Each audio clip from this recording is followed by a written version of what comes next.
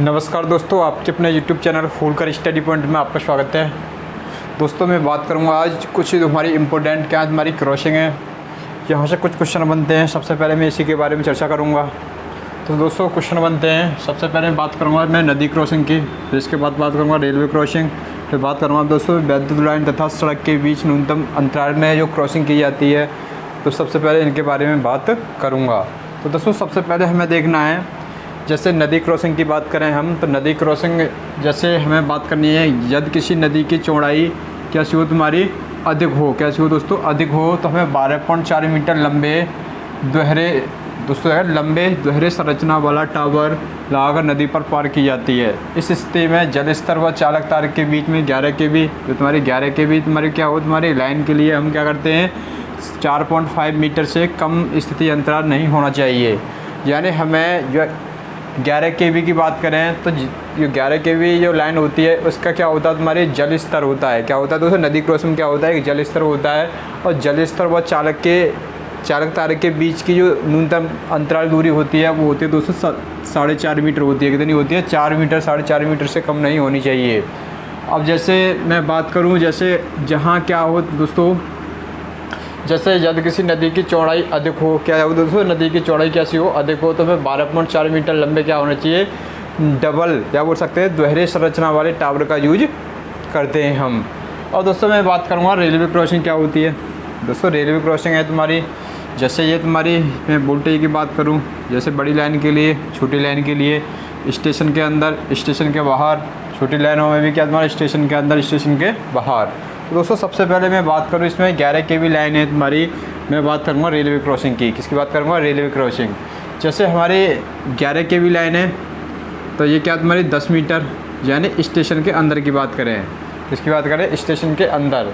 तो जैसे क्या होता है, जैसे तुम्हारी रेलवे क्रॉसिंग होगी तो वहाँ पर क्या होगी, तुम्हारी 10 मीटर के अंतराल रखना पड़ता है हमें, किसके बीच में, यानी एक होगा हमारा क्या होगा कंडक्टर तार होगा, और क्या होगा रेलवे स्टेशन होगा, रेलवे स्टेशन की पटरियाँ होंगी, उनके बीच में दोनों के डिफरेंस होता है, तो उन दोनों का डिफरेंस होना चाहिए, 10 मीटर का अंतर होना चाहिए। ऐसे तुम्हारे स्टेशन के बाहर की बात करें तो स्टेशन के बाहर होना चाहिए, कितना होना चाहिए, 7.6 मीटर होना चाहिए 11 kV लाइन के लिए। ऐसे स्टेशन के अंदर होना चाहिए छोटी लाइनों के लिए 8.6 मीटर होना चाहिए। ऐसे स्टेशन के बाहर बात करें तो 6.3 मीटर होना चाहिए, कितना होना चाहिए दोस्तों, 6.3 मीटर होना चाहिए। ऐसी मैं बात करूँ 11 kV से 33 kV लाइनों के लिए, तो हमारा जो अंतर है तुम्हारे रेलवे क्रॉसिंग के लिए कितना होना चाहिए, जो कंडक्टर तार लगा होगा, जहाँ पोल लगे होंगे, पोलों के बीच में क्या होते हैं तुम्हारे कंडक्टर टायर लगे होते हैं। जैसे रेलवे क्रॉसिंग करनी है, हमें क्या करनी है दोस्तों, रेलवे क्रॉसिंग करनी है, तो उसमें क्या होना चाहिए, 10 मीटर का अंतर होना चाहिए।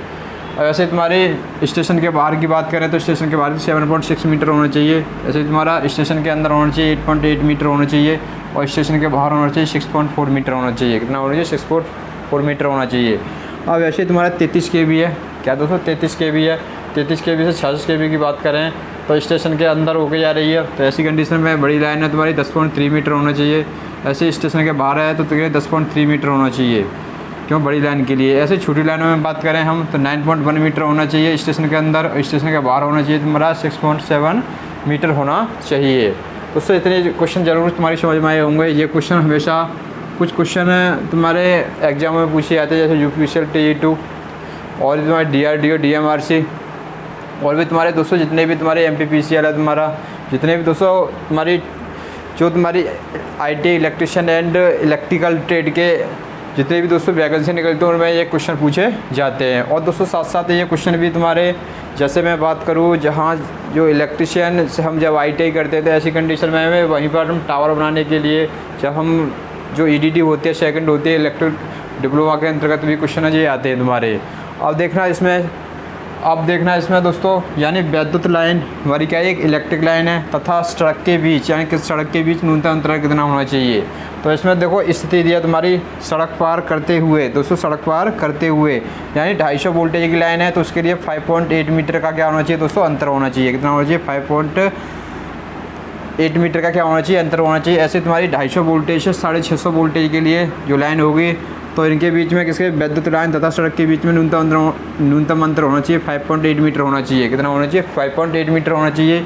ऐसे तुम्हारी 11 kV लाइन है, इसके लिए तुम्हारा 6.1 मीटर होना चाहिए। कितना होना चाहिए? 6.1 मीटर होना चाहिए। ऐसे 33 kV लाइन है तुम्हारी, इसके लिए 6.1 मीटर होना चाहिए।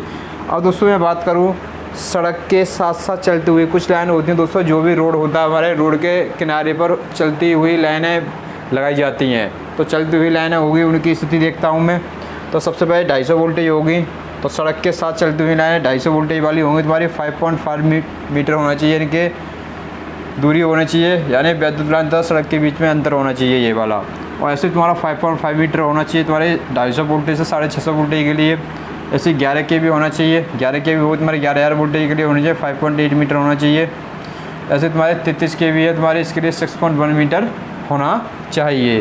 दोस्तों जितने भी मैं क्वेश्चन बता रहा हूँ ये तुम्हारे एग्जाम की दृष्टि से इम्पोर्टेंट है। अब देखना इसमें, यानी कुछ होती हैं दोस्तों स्लोपरी लाइन होती हैं, बोलते हैं ओवरहेड लाइन होती हैं। तो जितनी भी दोस्तों ओवरहेड लाइन होती हैं तो इसमें क्या होता है, इसमें एक लीकेज करंट होती है। लीकेज करंट को हमें उसे दूर करने के लिए हम 10 स्टैंडर्ड वायर का हम GI तार की क्या करते हैं, लैचिंग का प्रयोग करते हैं। किसका करते हैं? लैचिंग का प्रयोग करते हैं। दोस्तों जितने भी मैंने क्वेश्चन बताए तुम्हारे ये एग्जाम की दृष्टि से इम्पोर्टेंट हैं। मैंने बार बार क्वेश्चन बता रहा हूँ तुम्हारे, यानी हमें नदी क्रॉसिंग के बारे में, रेलवे क्रॉसिंग के बारे में, विद्युत लाइन तथा सड़क के बीच न्यूनतम अंतराल के बारे में मैंने क्वेश्चन बताए। दोस्तों स्क्रीनशॉट लेना चाहें तो स्क्रीनशॉट ले सकते हो, ये भी तुम्हारी एग्जाम की दृष्टि से इम्पोर्टेंट क्वेश्चन बनते हैं। मैं बार बार बता रहा हूँ, जैसे यदि किसी नदी की चौड़ाई अधिक हो तो उसके लिए हम 12.4 मीटर के क्या होते हैं तुम्हारे, यानी लंबे दोहरे संरचना वाले क्या होते हैं, टावर का यूज करते हैं, या टावर लाकर नदी को पार की जाती है लाइन को। और ऐसी कंडीशन में क्या होना चाहिए, जो तुम्हारे जल स्तर और चालक तार के बीच की दूरी होनी चाहिए, कितनी होनी चाहिए? 4.5 मीटर होनी चाहिए, इससे कम नहीं होनी चाहिए। इतनी बात जरूर समझ में आई होगी। दोस्तों नेक्स्ट वीडियो में बात करूँगा तुम्हारे और भी तुम्हारे इसी के अंतर्गत होती हैं तुम्हारी क्रॉसिंग होती हैं। जैसे कुछ होती हैं तुम्हारी, जैसे हम भवन है और भवन और किसके बीच में होती है, भवन हम जैसे कोई हमने रूम बनाया या भवन बनाया है, मकान संस्थान है, तो संस्थान से ऊपर ओवरहेड लाइन होती है जो संस्थान के ऊपर होते हुए जाती हैं। ऐसी कंडीशन में वो भी हमें उसके बारे में बात करूँगा। थैंक यू दोस्तों, नेक्स्ट वीडियो में मिलते हैं।